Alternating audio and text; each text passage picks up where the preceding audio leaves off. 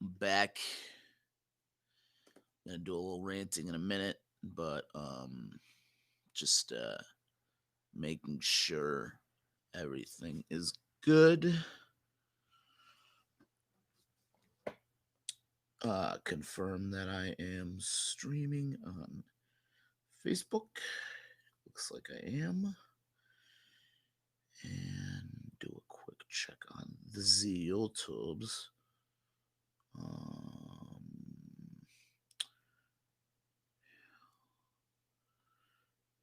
and yes, I am live there as well. Excellent.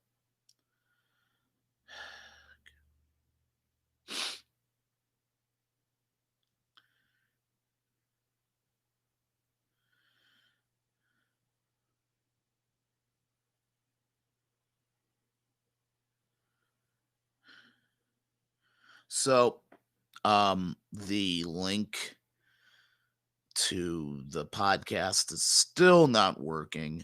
I'm hoping that by the end of today that it'll be up on Spotify and Anchor for you all to listen to. And god damn it, I can't wait for this thing to be posted because I'm excited. And fucking Anchor cock blocking me this whole time is really, really kind of getting on my last nerve. So um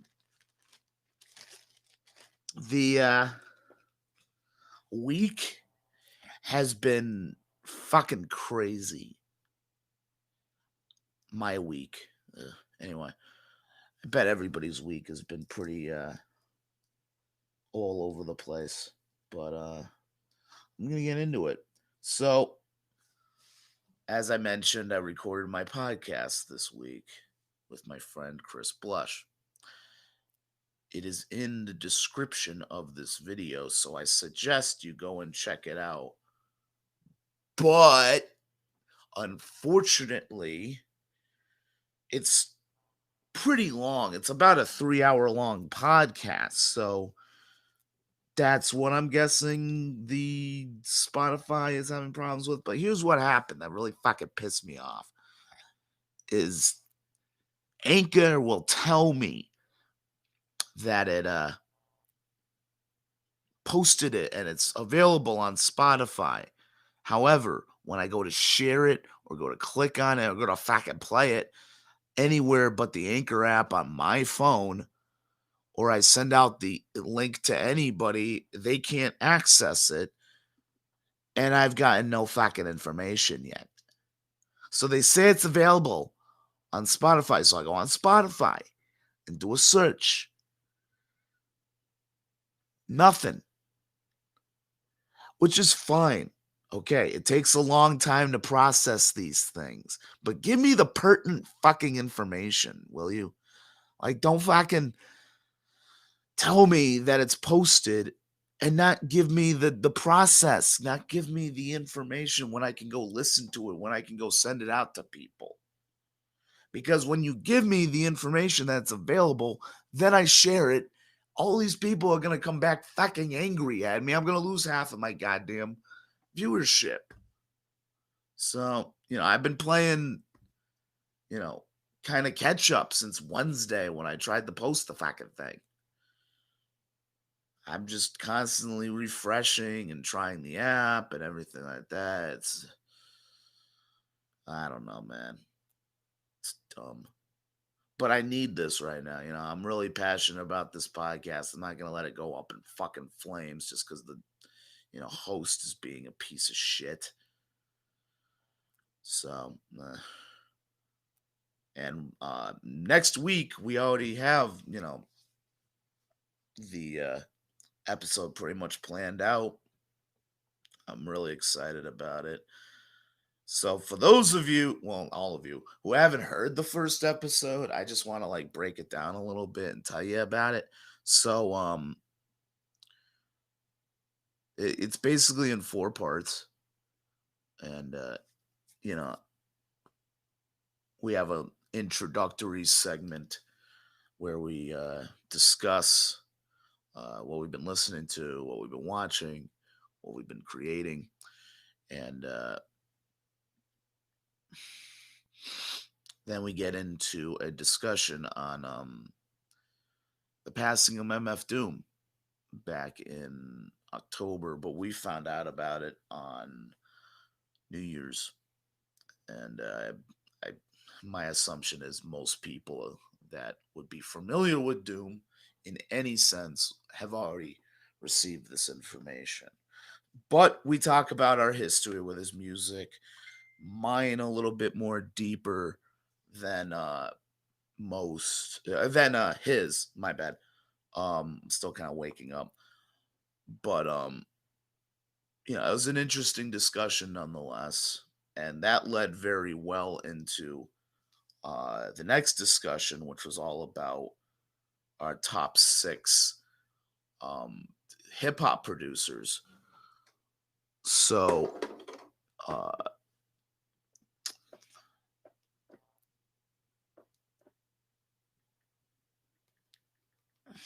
hold on.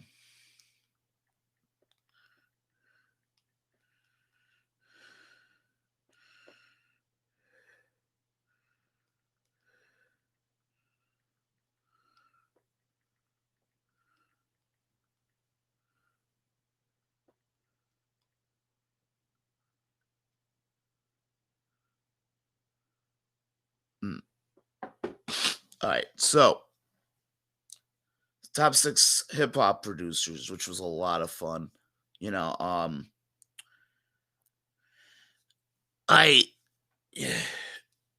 I've been listening to hip hop since I was like 6 years old. You know, as far as I can remember, and because when I was a kid, it was all over the place. There was all the Fugees and that great stuff was all happening.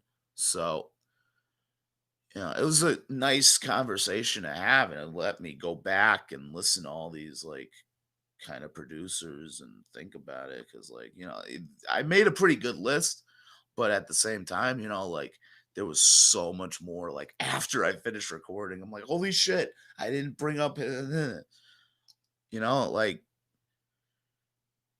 but yeah, like solid six from me and from Chris, to be perfectly honest. And yeah, so we move on from there.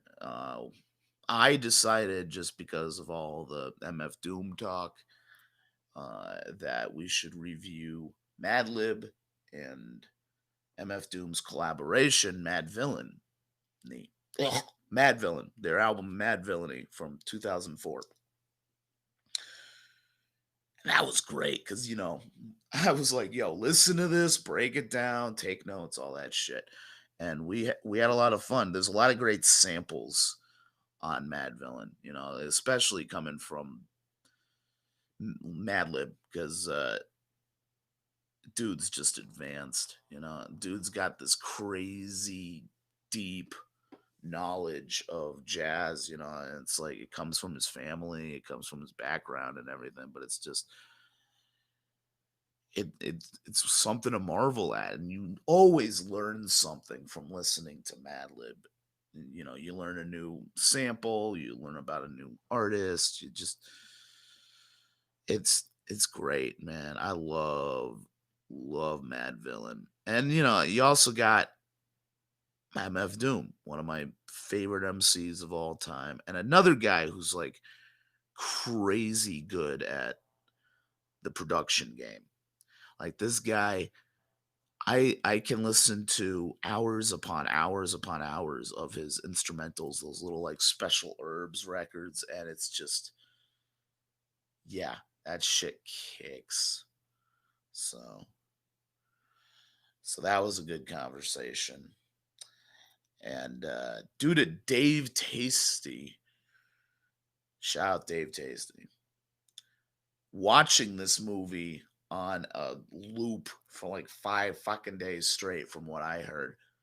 Um, I talked to my co-host Chris, and we did The Holy Mountain by Alejandro Jodorowsky, one of my favorite movies of all time, and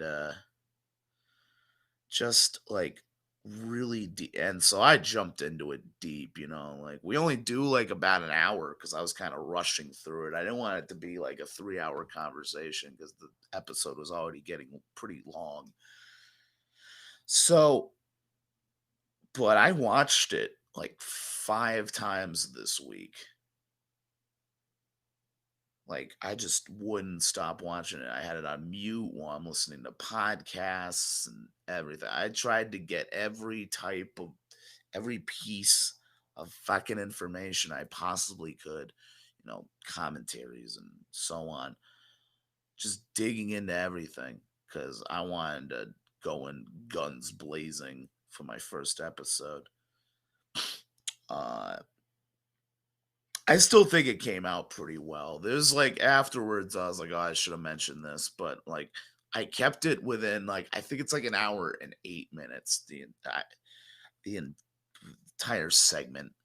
So that helps because I've already have enough problems with this thing not loading for like 3 fucking days because it's a long podcast. So any longer, I'd probably be waiting a week for the first episode to post. So yeah, whatever. So yeah, like I mentioned, um, I'm already started working on episode 2. I already have set up the order on Anchor. We just need to record the segments. Uh, so yeah, we're doing top 6 concert films, which I think is kind of cool. I already like pretty much dove into my list, and I got an honorable mentions that is like fucking pages of honorable mentions for that one. So that should be fun. We're doing the Monks Black Monk time, which like I almost look at it as we're switching the lengths. Like the movie discussion in the first episode was really long, and then you know you got a pretty in depth but not as comprehensive music album review.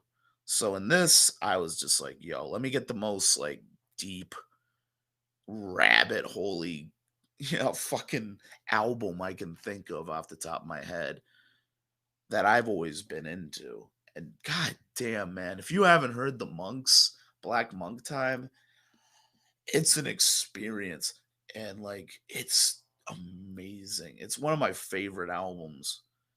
And I found it because there's a documentary about this band that came out a bunch of years ago that I always have like trouble finding. Like for the longest time, I had a copy of it that I downloaded via torrent, but there was no English subtitles. So the film I think was made in Germany. It's got a lot of German segments because they were a group. So I'm guessing a lot of people don't know the Monks. So I'll jump into it. The Monks were a group of American GIs around the beginning of the Vietnam War who were stationed in Germany. Um, and, they had formed a little like band and, played on army stages and stuff, whatever. And what have you. Uh, Somewhere down the line they got noticed by this duo of artists out in Germany, and this is around the time that the beat scene in meaning like the Beatles and the British Invasion kind of bands were really beginning in Hamburg, playing clubs in Hamburg. uh that music was very like straightforward and raucous and all the things that you would come to associate with it. And then but the monks were coming from a different place. They were discovered by these two artists. I guess they were also like advertising gurus or something like that. But they found this band and they totally changed their image around. So they went from this like kind of they were called the Torquays, and it's just like garage rock kind of stuff, pretty much.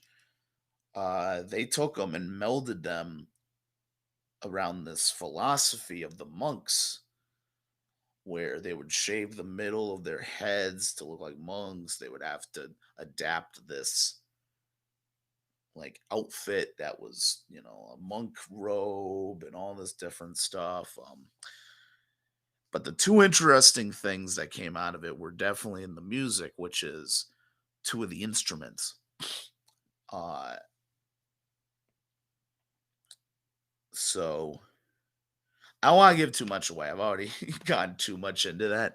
So, and I want people to listen to the episode. It's a fascinating story about this band, and they are just one of the most influential, uh, underrated, like forces of like the 1960s. You know, yeah, just listen to the episode, man. I'm gonna go into it more there, and I'm really excited to have you all hear that. And then for the movie, had to do it, and I've shown it to my co-host Chris quite a few times, so we know what we're getting into. And the movie's only an hour long, so I don't know how deep this discussion will go, but I want to go into the director's earlier work because I find that just fascinating and silly. Herschel Gordon Lewis's classic 1963 gore Godfather, Blood Feast. And I'm excited. I love Blood Feast. It's bad. It's bad on every level. Don't get me wrong. But the more, I watched it when I was younger, just the more I got into it, like the flow of it and the acting and just like everything. It's it's like an aware Ed Wood. Ed Wood, at least during the quadrilogy of movies everybody remembers from him, you know, he's got this innocence to him. He's got this like, oh, I just want to make a great movie and I'll go to the weirdest lengths to do it. Herschel wasn't like that. Herschel knew what he was making and he knew what audience he was making it for.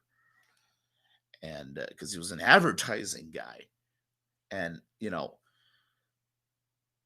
just him and uh, you know, David F. Friedman, who I'll probably get into, uh, just made some of the most like bizarre,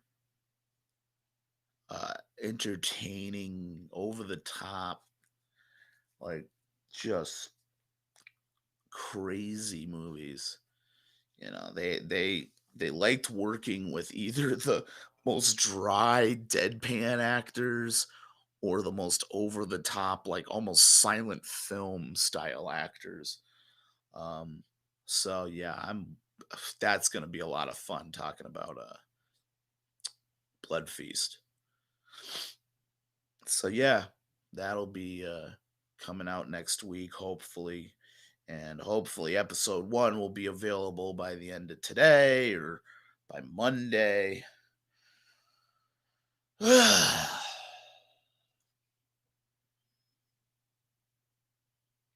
So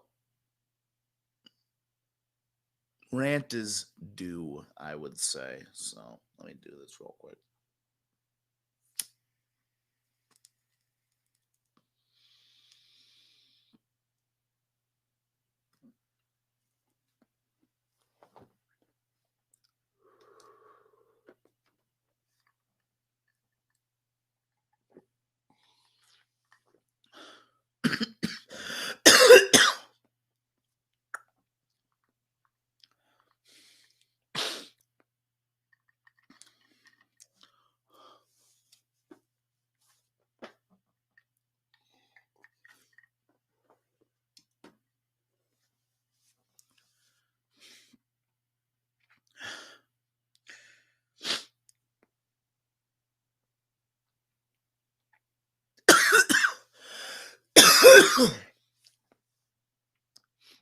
So,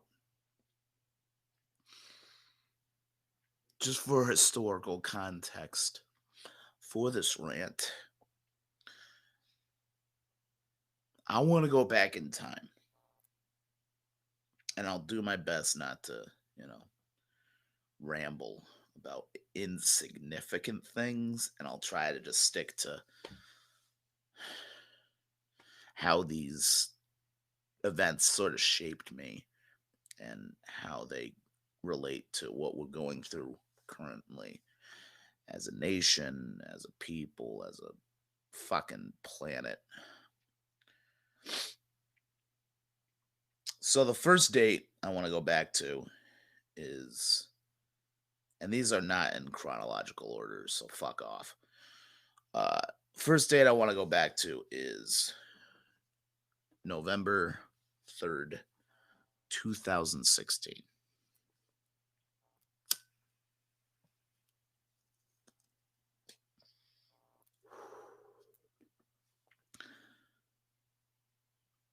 So I remember November 3rd because I was going insane trying to get down to Philadelphia. So, I had a wild hair up my ass. I wanted to go see Philadelphia. I wanted to go experience Philadelphia. I always heard that the fucking record shopping there is amazing. Like all that shit. And my favorite band that I had never seen at that point, Infest, was playing at the Unitarian Church. So I bought tickets. My friend got tickets, and we're like, "Yeah, we're fucking going it because this is gonna be amazing." I'm pretty sure my friend Garrett wasn't a fan of Infest, but he was still interested and he was still down to go. Well, November in West Haven sucks ass, and I was stressed about shit. So I thought, fuck it. You know what? I want to get out of this. Let's go down. I'm going to go down to Philly. What's the worst that can happen? And I'm going to stay there a week, just like jumping on different couches and everything like that. I had everything packed. And yeah, I'm all set. So, first thing that went fucking wrong was I got down to New York, and because of this little thing going on that day called the election, they had to move from from Penn Station to like some like art museum downtown, or so I can't really remember. It was like a few blocks in another direction from Penn Station. Uh, so I got on the megabus, had an all right time with that. I get to my friend's house, I settle down there. It's a nice place. They got dogs and stuff, but it's fine. Um,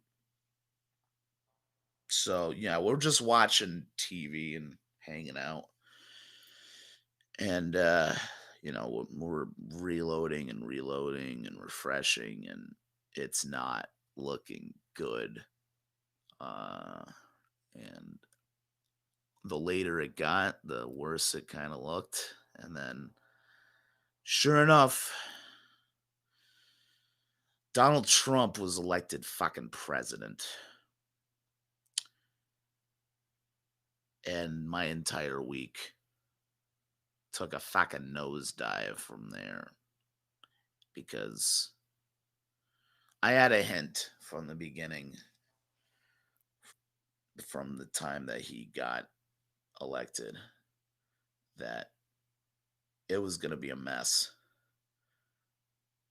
Because I had watched Donald Trump, like, reluctantly throughout the years, going after other celebrities, having his stupid reality show, going after the president for being a fucking secret Muslim, Kenyan, whatever the fuck, communist. He'd been feeding this idiotic right wing agenda for, probably since the Bush administration. Um, and I just look at that day of we fucking surrendered as a nation. And, you know, nothing good came of his presidency. And I think we know that now. I hope we know that now. And 4 fucking years later, I still can feel what I felt that day when I got the news and what I felt that entire week. Uh, I had a good time at the Infest show, but there was this cloud looming over the whole fucking event that, like, yeah, this isn't good. And it wasn't.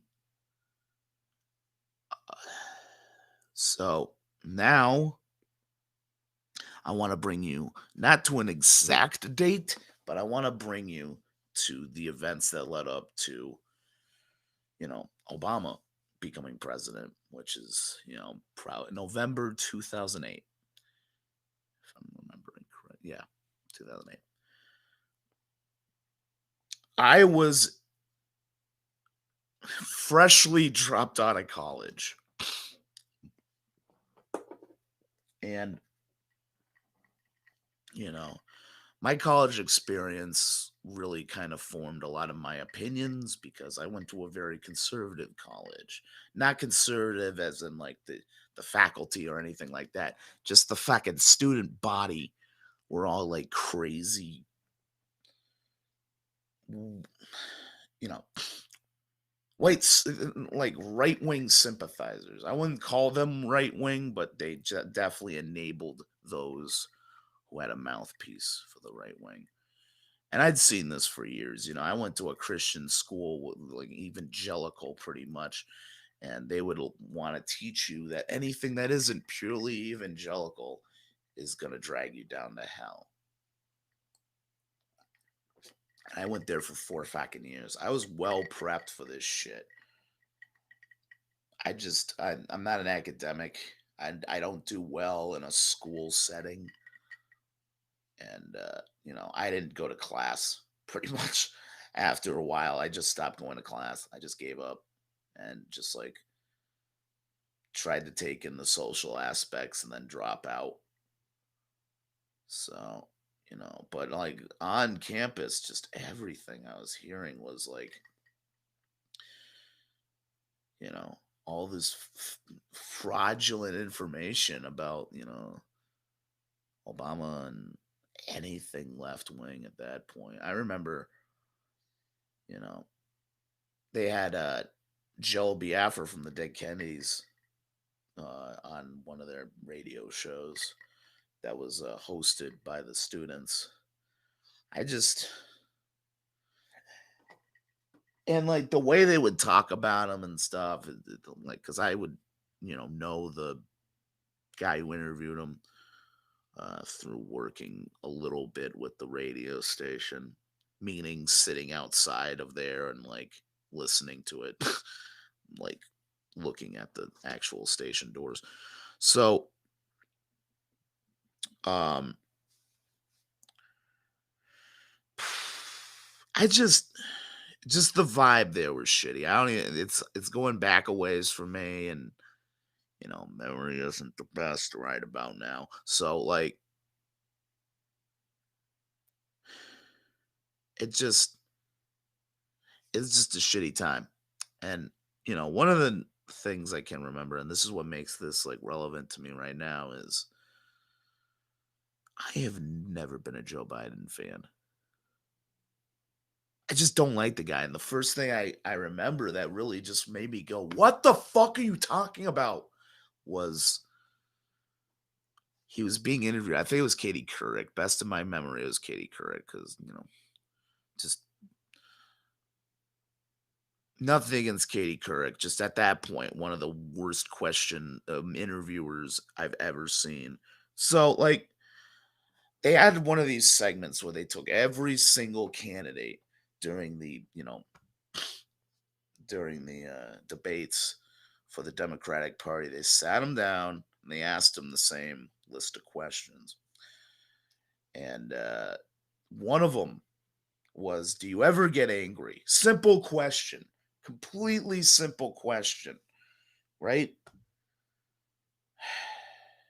So they get to Biden, and he comes out with some gibberish like, "Oh, well, like when I was younger, they removed that part of my brain, and I don't get angry anymore." Something to that effect. Like my memory might be a little fuzzy, but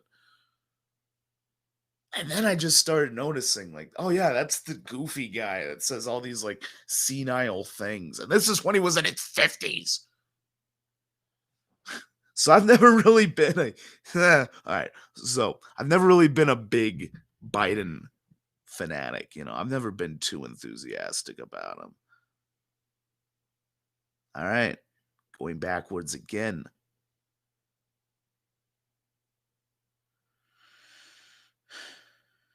Actually, no, no, fuck that. I don't need to.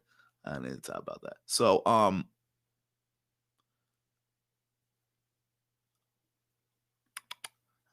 lost my train of thought for a second there.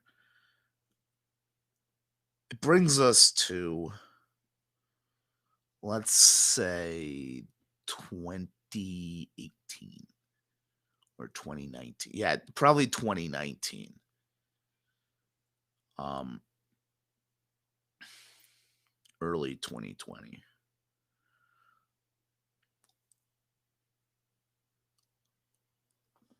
I am a Bernie Sanders fan. Out of all of the big name Democrats that we have right now, I'm definitely Bernie is at the top because he's the only one who's actually saying anything that differs from this corporate agenda bullshit nepotism that the fucking Democrats just love, and the Republicans. And the Republicans. Because you can't just tag nepotism to one party. No, no, no, no, no, no, no, no, no. They're both equally fucking guilty. And to be perfectly honest, Democrat and Republican as a label is nepotism. Right? Name recognition. You're no different than the fuckers who call up American Idol to vote. It's no different. And you prove this by repeatedly dumping Bernie Sanders. You've proven this. Your corporate agenda greatly outyells your sympathetic qualities and your compassion. Your compassion doesn't exist without money. Let me remind everyone listening that they don't care about us. And that's both sides once again. And I'll get into that in a little bit.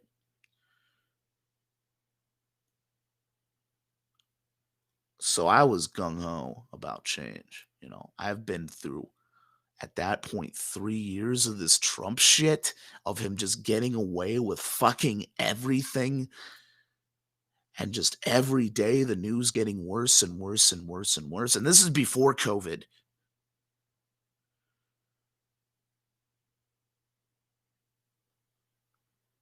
You know, I was like, yo, something's going to come of this.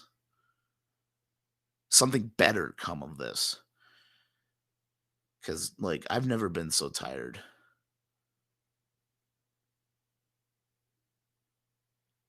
At that time, I'd never been so tired. Just of the constant baffling news I was getting. We were all getting.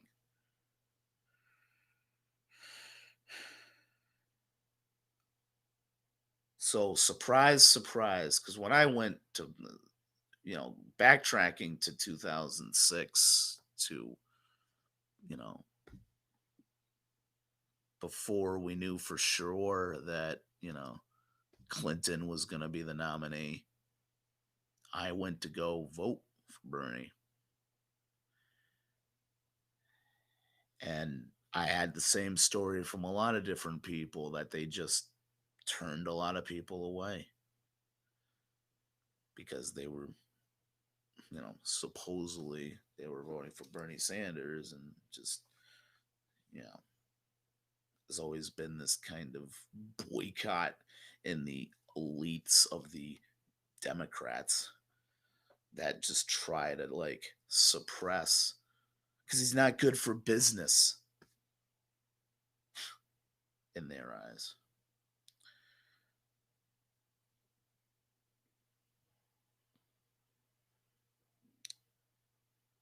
It's sad that they keep doing that. It's truly sad. It's not surprising. It's just sad because you got the only guy saying anything and you're automatically labeling him as the enemy. You're labeling all of his followers as the enemy. Oh, they're the extremist left wing. Well, back in the day, I would think that the, like shit we're getting from the right would make us more extreme. Because I'm pretty fucking angry about that.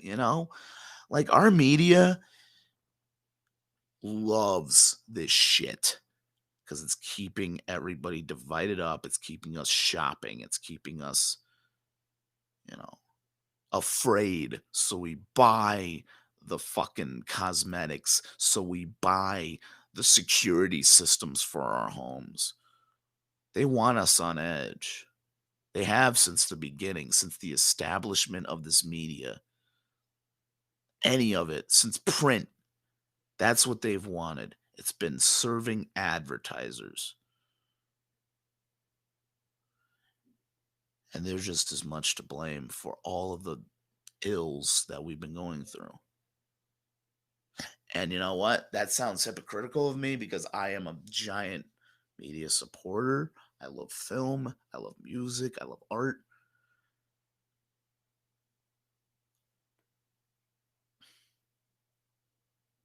That's not what I'm talking about. The 24-hour news cycle is a cancer because they thought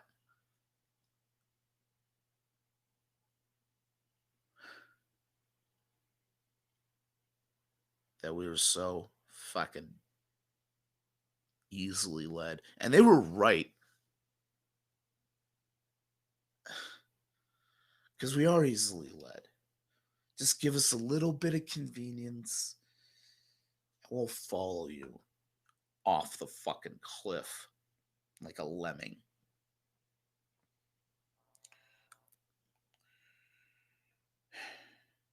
I hate to bring this up again, but I'm trying to sum this up and let's get on with it.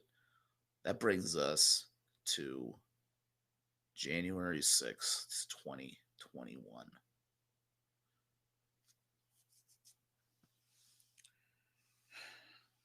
So,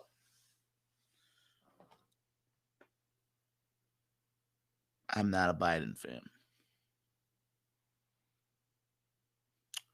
Still not. He hasn't proven himself yet. But I voted for him. I proudly voted for him.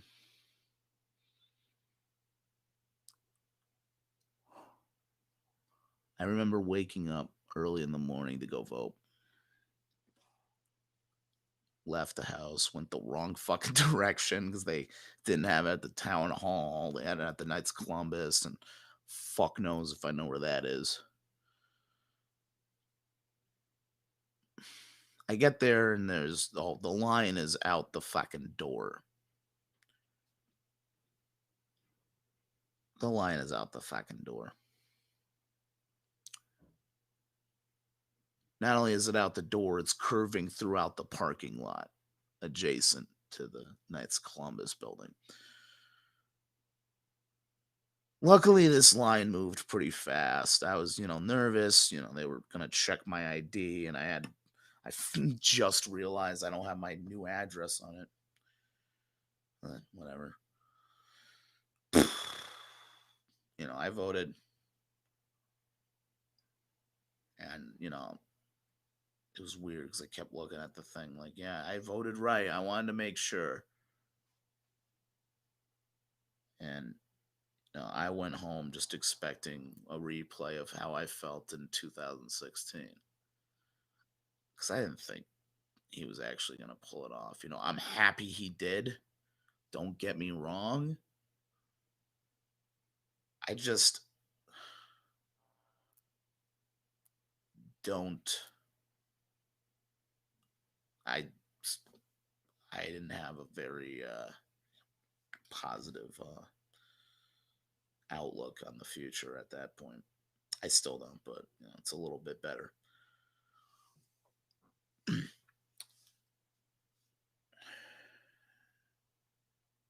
So the days after, we were all told that it was going to be tough because we're voting differently this year, and we're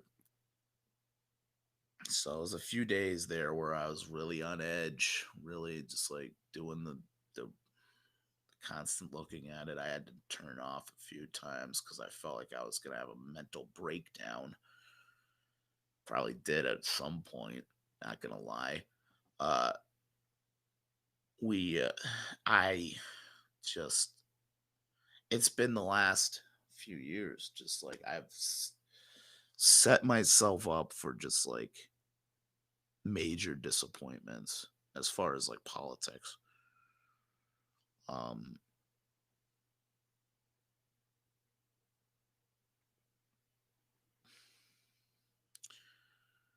so yeah, I had my I had my problems with it, but I did it. I voted. I don't feel any shame.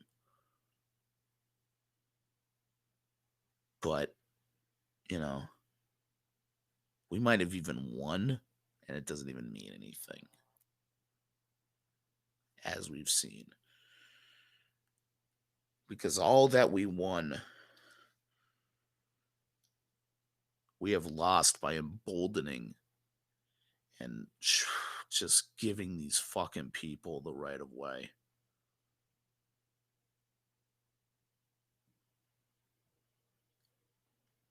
Our national enemies. I'm not talking about the right, even though their numbers are clearly in there.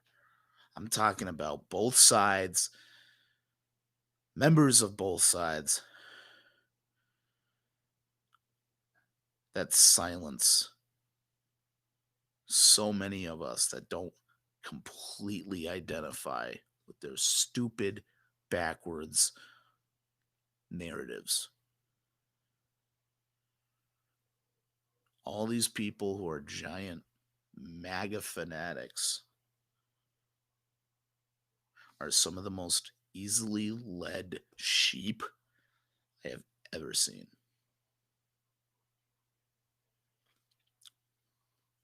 Let me remind you, I went to an evangelical school for 4 years, and there's some sheep.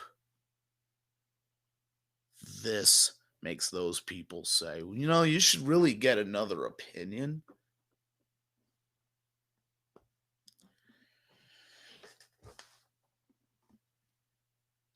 You know what the other enemy is, though? The mainstream fucking Democrats. The law and order Democrats.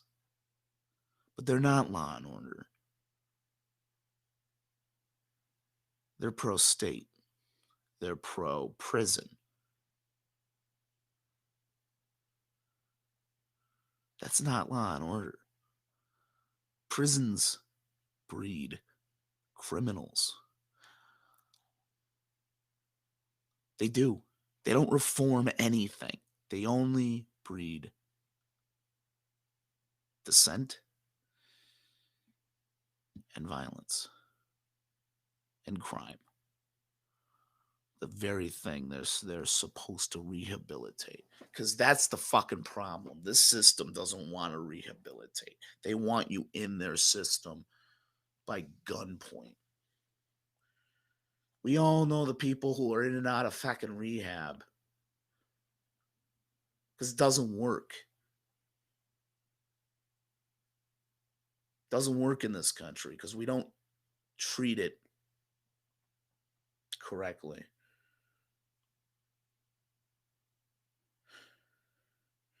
And we, as a culture,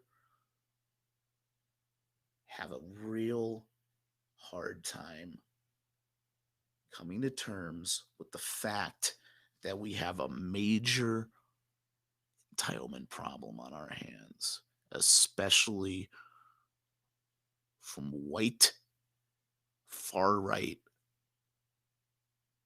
people, enabled, encouraged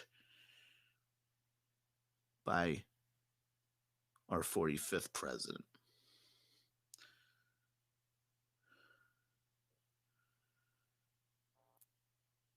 All because you believed his lies about crooked Hillary back in 2016 and you can't let go of it.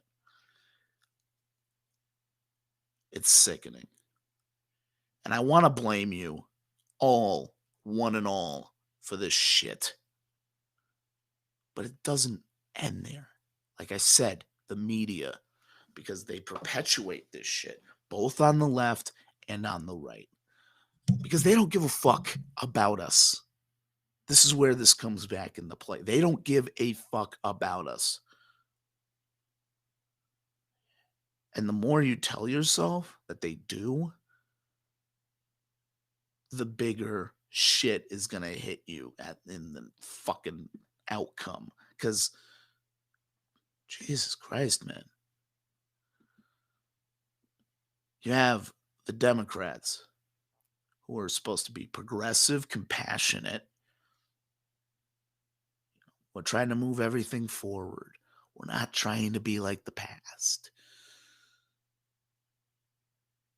These fuckers, these elder, elitist fuckers,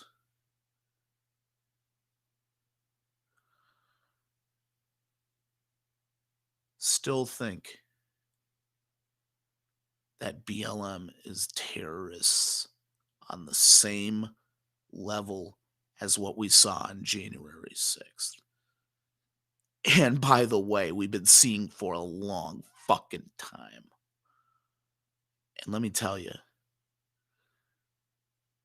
if you believe that it's comparable, fuck you. Fuck you. And I don't care if you listen to the end of the rest of this, because fuck you. They're not comparable. It's not comparable when they let them in the fucking door and basically lead them on a guided tour so that they can trash our capital.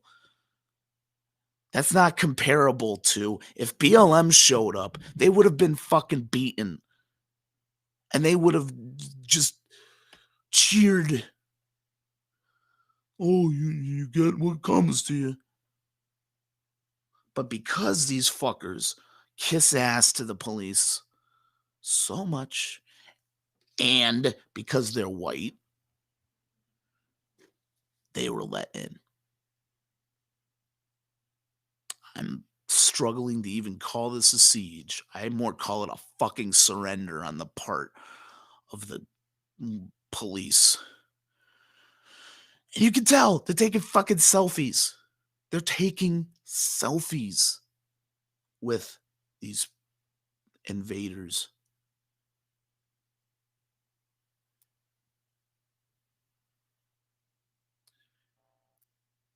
Shit's not changing.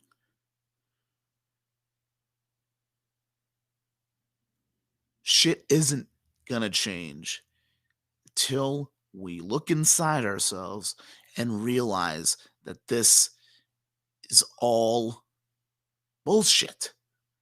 It's all bullshit, all built up to serve advertisers. the true owners of this country. We're not run by the government, we're run by the dollar.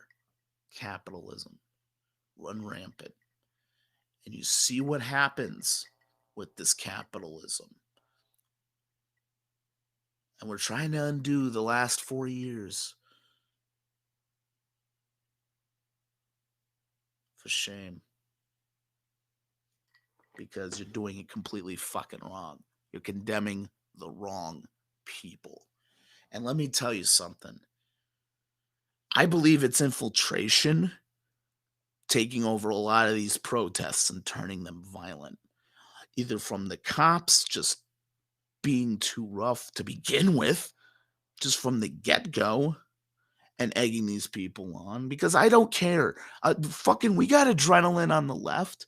We got a lot of fucking adrenaline. We have like years and years of seeing our brothers and sisters oppressed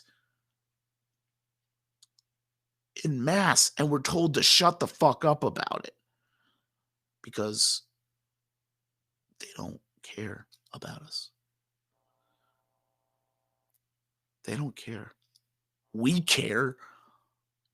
We spend all our time ranting about the other and how we hate the other side and how the other side is evil and whatever.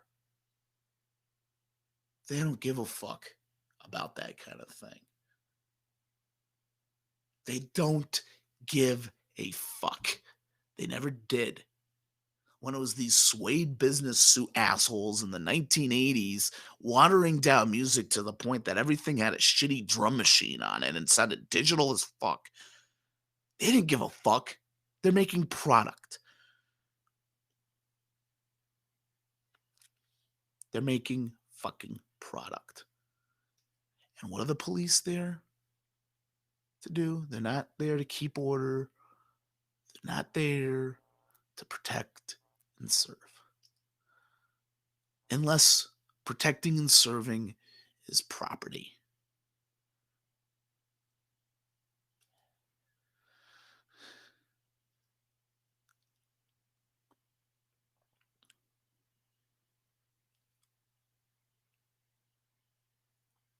It sucks. Because you know all this. You've heard it so many times. And yet you still want to believe that we're on the same level as them. That we're all violent. We're violent because we never got a fucking choice.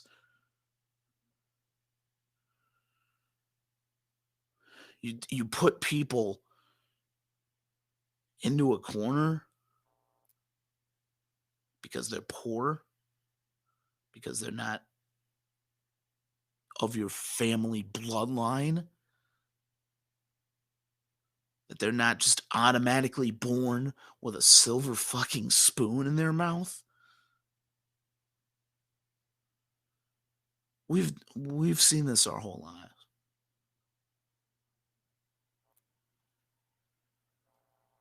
We've seen it.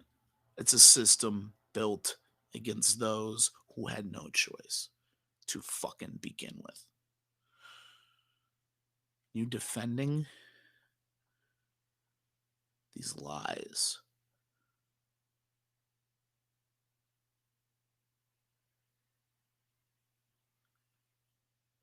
just will make people angrier. You can condemn all you want. I've learned that that only inflames people further. So you can blame, you know, Trump, Giuliani. And trust me, they're to blame. They riled up that crowd just as much as any left wing pundit would have. But we continually give these fucking idiots like ground to stand on. We got to stop fucking doing that. And We gotta remember what I've been saying this entire fucking time. They don't give a fuck about us. I'm sorry to be negative, but we need to realize that. And we need to say that we don't give a fuck about them.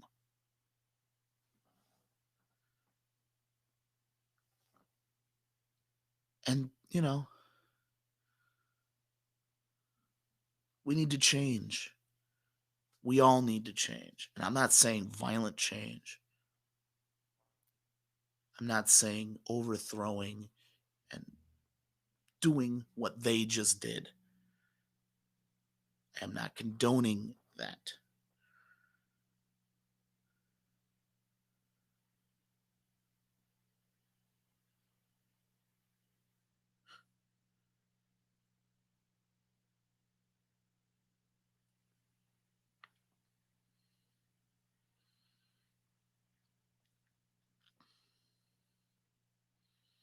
Nothing's going to change until we admit to ourselves that change needs to happen.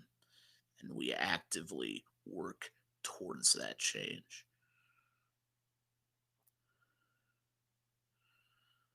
So I'll just say congratulations to Joe Biden. Don't disappoint us this time.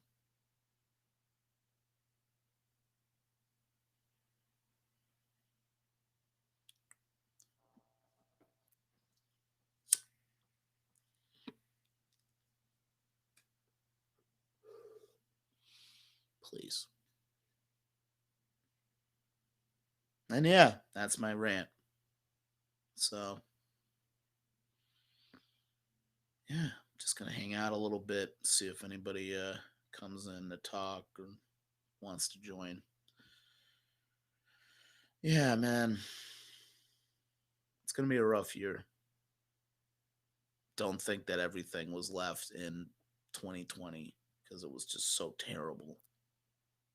Nah, this year's already off to a shit start. So, you know, despite all my big talk, I'm still growing. So, still learning.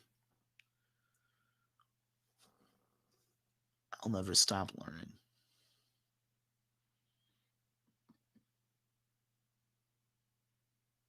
But I know where I stand.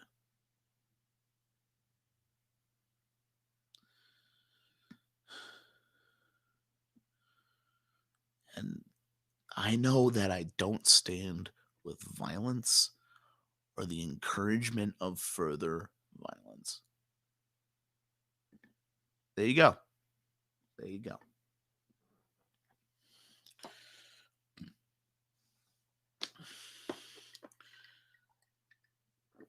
Mm. Oh, ugh.